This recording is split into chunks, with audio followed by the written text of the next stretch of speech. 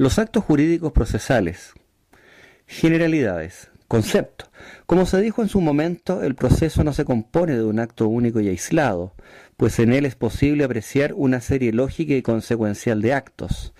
Esta serie de actos que componen el proceso se liga por el procedimiento, o en otras palabras, el procedimiento es la secuencia ordenada y concatenada de los actos que se desarrollan en el proceso.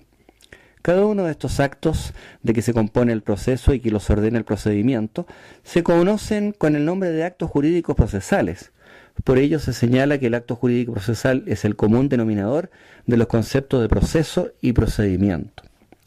Ahora bien, el acto jurídico procesal es una especie de acto jurídico que se caracteriza por referirse directamente al proceso.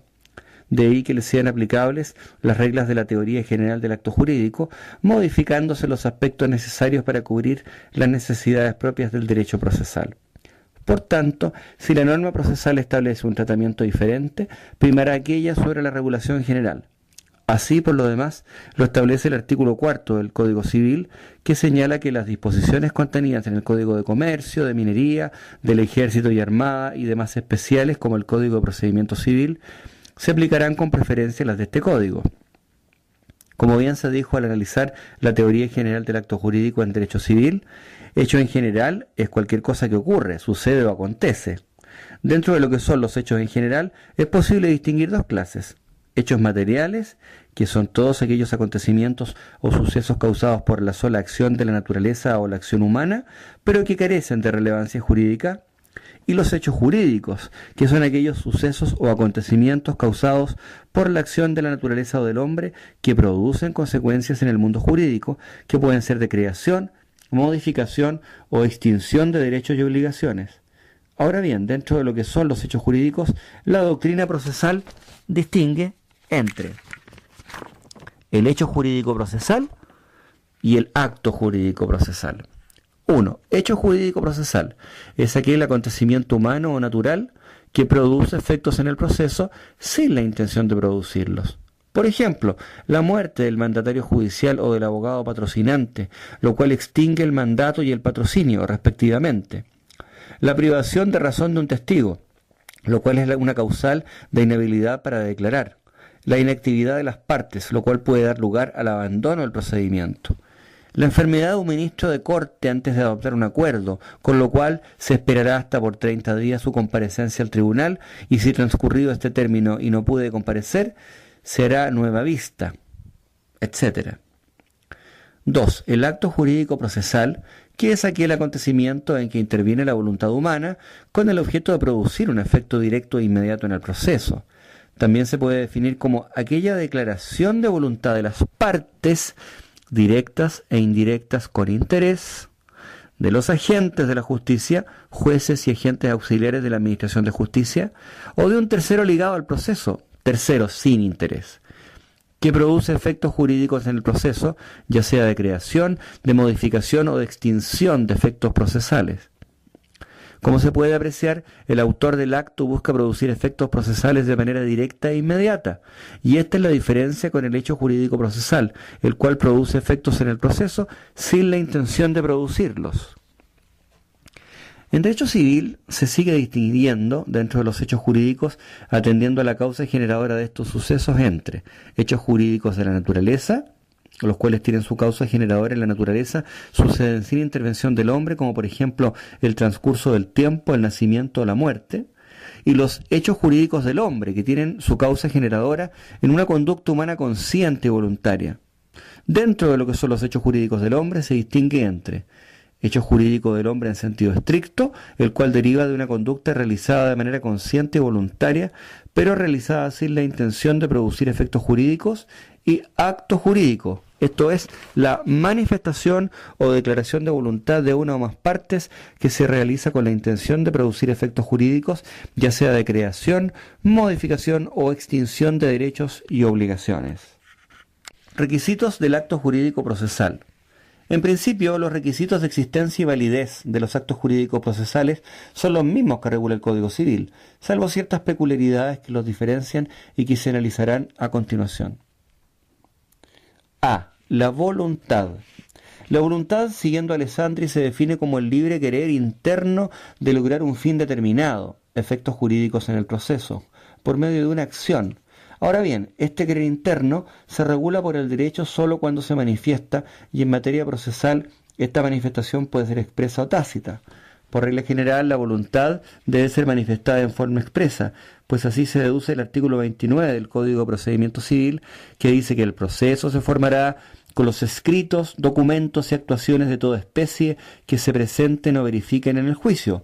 Es decir, en nuestro sistema procesal civil prima el principio de la escrituración. Excepcionalmente hay manifestación tácita de la voluntad, por ejemplo, con la prórroga tácita de la competencia, con la notificación tácita, etc. En cuanto al silencio, al igual que en materia civil, este no produce efectos jurídicos salvo que una norma específica lo establezca.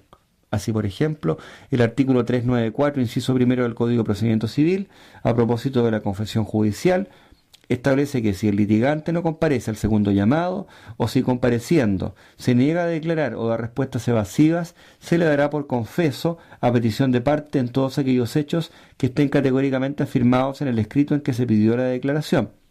Ahora, si bien el silencio, por regla general, no produce efectos jurídicos en el proceso, en algunas ocasiones implica la preclusión de las facultades que no se han ejercido. Por ejemplo, si el demandado no contesta la demanda dentro del plazo legal, perderá la oportunidad de plantear sus excepciones y defensas. Y en otros supuestos, frente a una carga procesal, coloca a quien ella agrava en la situación de tener que soportar las consecuencias adversas de no haberla asumido. Por ejemplo, al demandado que no contesta la demanda, se le notifican por el estado diario las resoluciones que se le deberían notificar por cédula. Y esto por no haber señalado domicilio dentro del territorio del tribunal. Como se sabe, para que la voluntad sea válida debe estar exenta de todo vicio, requisito de validez. En materia procesal estos vicios pueden ser: 1. El error. La doctrina define al error como la ignorancia o el concepto equivocado que se tiene de la ley, de una cosa, de una persona o de un hecho. El error puede aparecer en actos del tribunal y en los de las partes, y puede ser de hecho o de derecho. En cuanto al error de hecho, se aplican las reglas generales, es decir, el error de hecho vicia el consentimiento en los casos en que la ley lo establece. Al respecto, existe una norma procesal que permite revocar una confesión que ha padecido de un error de hecho. Artículo 402 del Código de Procedimiento Civil. No se recibirá prueba alguna contra los hechos personales claramente confesados por los litigantes en el juicio. Podrá, sin embargo, admitirse prueba en este caso y aún abrirse un término especial para ella, si el tribunal lo estima necesario y ha expirado el probatorio de la causa cuando el confesante alegue para revocar su confesión que ha padecido error de hecho y ofrezca justificar esta circunstancia. Respecto del error de derecho, en cambio, la ley procesal aplica un tratamiento especial, pues distingue dos tipos de errores: el error in procedendo y el error in indicando. Al error in procedendo, esto es, la infracción a las normas de procedimiento por parte de las partes o del juez, y el error in indicando, que es aquel en que incurre el juez al decidir una materia en contravención a la norma decisoria, o las partes al calificar su pretensión o defensa. Respecto del juez, el error de derecho, in procedendo e indicando, permite anular la decisión que afectó directamente a las partes e indirectamente al ordenamiento jurídico. El error de derecho constituye el fundamento en la generalidad de los recursos procesales. Y respecto de las partes, cabe decir que si incurren en error de derecho en sus actos procesales, no incurrirán necesariamente en un vicio que permita su posterior anulación, pues si ellas no usan el procedimiento adecuado o no invocan el derecho que corresponde, ello conducirá al rechazo de sus peticiones o defensas. 2. La fuerza. Este vicio de la voluntad es incompatible con la realización de los actos procesales, de ahí que el Código de Procedimiento Civil no se refiere a ella, pues las abundantes formalidades que existen impiden la proliferación de este vicio. 3. El dolo. Al igual que la fuerza, el dolo no fue considerado procesalmente como un vicio de la voluntad, de ahí que conforme a la norma civil que exige que el dolo sea obra de una de las partes, y siendo los actos jurídicos procesales en su mayoría unilaterales, su aplicación se vuelve prácticamente imposible, transformándose más que en un vicio de la voluntad en una fuente de responsabilidad. Así, por ejemplo, el artículo 280, inciso segundo, del Código de Procedimiento Civil señala que si no se deduce demanda oportunamente o no se pide en ella que continúen en vigor las medidas precautoras decretadas, o al resolver sobre esta petición el tribunal no mantiene dichas medidas, por este solo hecho quedará responsable el que las haya solicitado de los perjuicios causados, considerándose doloso su procedimiento. El objeto. En materia procesal, el objeto del acto procesal se encuentra vinculado a la idea del beneficio jurídico que se persigue. Así, por ejemplo, el objeto del acto procesal demanda es la satisfacción de una pretensión.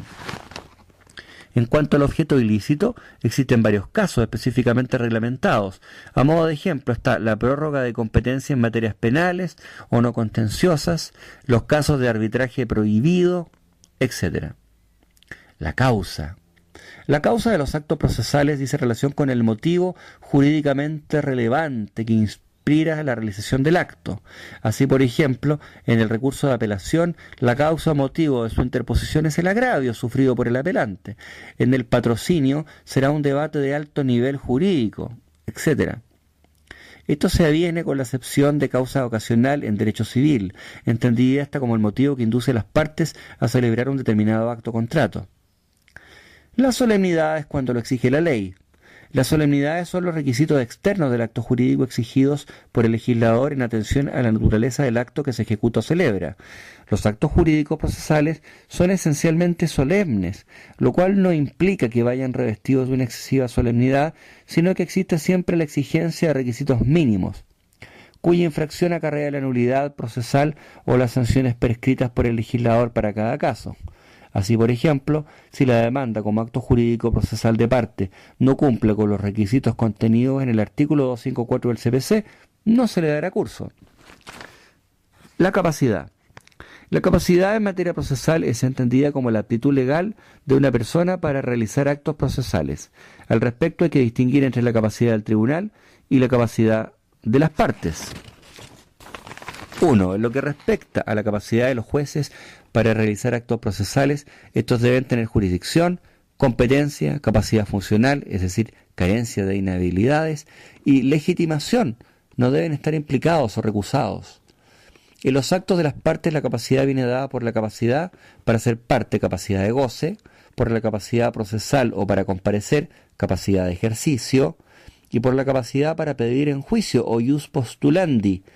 Nuestra legislación consagra ciertas incapacidades especiales, fundamentalmente en materia penal, respecto del sujeto activo, pues ciertas personas, en virtud de circunstancias específicas, se ven impedidas de ejercer la acción penal, y en relación con el sujeto pasivo, causales de inimputabilidad fundadas en la minoría de edad. Además de estos requisitos comunes o propios a todo acto jurídico, algunas especies de actos procesales deben cumplir con otros requisitos. Por ejemplo, las actuaciones judiciales deben cumplir con requisitos de lugar, de tiempo y sobre todo de forma. Esto se verá en su oportunidad. 3. La ineficacia de los actos procesales. El acto jurídico procesal que se ajusta a todos sus requisitos contemplados por el ordenamiento jurídico es eficaz y por ende producirá las consecuencias jurídicas pretendidas en su realización. Por el contrario, el acto jurídico procesal que no cumple con los requisitos es ineficaz o inoperante y por tanto no generará sus efectos propios o dejará de producirlos. ¿Qué sanción tienen estos actos procesales ejecutados con omisión de sus requisitos? Algunos autores dicen que es posible apreciar diferentes sanciones, a saber, 1. La inexistencia. Esta sanción opera por la omisión de los requisitos de existencia del acto, por ejemplo, cuando hay ausencia de voluntad del órgano jurisdiccional. Como es inexistencia, no debe ser declarada, sino que solo constatada. Tampoco se puede sanear o validar, y la vía normal para atacar o corregir esta ineficacia son los recursos procesales y excepcionalmente debe lograrse a través del ejercicio de una excepción. 2. La nulidad procesal. La nulidad procesal es una sanción de ineficacia en virtud de la cual se priva a un acto o actuación del proceso, o incluso a todo el proceso en ciertos casos, de los efectos normales establecidos en la ley, en los casos en que en su verificación no se han observado los requisitos de validez del acto. La forma clásica de anular el proceso es mediante el recurso de casación, pero también se puede interponer un incidente de nulidad. 3. La preclusión. La preclusión es la sanción legal de ineficacia que afecta a los actos verificados fuera de los límites indicados por la ley para su realización y que impide su posterior verificación. 4. La inoponibilidad procesal. Consiste en la ineficacia de una sentencia respecto de personas no vinculadas con la relación procesal. La inoponibilidad está muy vinculada con los efectos de la sentencia, pues estos solo afectan a las personas que hayan litigado en el proceso, y se puede hacer valer como acción o excepción, aunque lo lógico y natural es como excepción, pues el tercero que desea defenderse y rechazar los efectos de un acto que se le pretende imponer tiene el camino de la excepción procesal. Clasificación de los actos procesales. Actos del tribunal, de las partes y de terceros absolutos. La principal clasificación es aquella que tiende al sujeto del cual emanan y que distingue los actos procesales del tribunal, los actos procesales de las partes y los actos procesales de terceros absolutos. 1. Actos del tribunal. Son aquellos que emanan de los agentes de la jurisdicción, entendiéndose por tales los jueces y los auxiliares de la administración de justicia. Estos actos son la regla general en los procedimientos en los cuales rige el sistema inquisitivo, principio de oficialidad. Y se pueden subclasificar en actos de decisión, de comunicación y de documentación. Actos de decisión, que son aquellos destinados a resolver el proceso o sus incidencias, las resoluciones judiciales. Actos de comunicación, que son aquellos que buscan poner en conocimiento de las partes u otras personas los actos de decisión. Los que realizan estos actos son los funcionarios auxiliares de la Administración de Justicia, concretamente los secretarios y los receptores. Actos de documentación, que son aquellos destinados a dejar constancia de los actos procesales emanados de las partes del tribunal o de terceros. Por ejemplo, el secretario debe agregar al expediente los documentos que las partes presentan durante el juicio. 2. Los actos procesales de las partes son aquellos que emanan de las partes directas, demandante y demandado, y de los terceros con interés. Estos actos pueden ser de dos tipos, de obtención y de disposición. Los actos de obtención son aquellos destinados a lograr que el tribunal satisfaga la pretensión hecha valer en el proceso. Entre ellos cabe distinguir a los actos de petición, que son aquellos destinados a determinar el contenido de la pretensión, esto es, a formularla y explicarla, por ejemplo, la demanda, la corrección de la demanda, la contestación de la demanda, etc. Los actos de afirmación, esto es, las proposiciones formuladas durante el proceso para que el tribunal tenga conocimiento del contenido y fundamentos de la pretensión, los hechos invocados en la demanda, en la contestación, en las excepciones, la réplica y la dúplica, y los actos de prueba, que son aquellos que incorporan al proceso medios idóneos para convencer al juez de la verdad de los hechos afirmados, por ejemplo, acompañar un documento. Esto es, los actos de obtención incluyen los actos de petición, los actos de afirmación y los actos de prueba.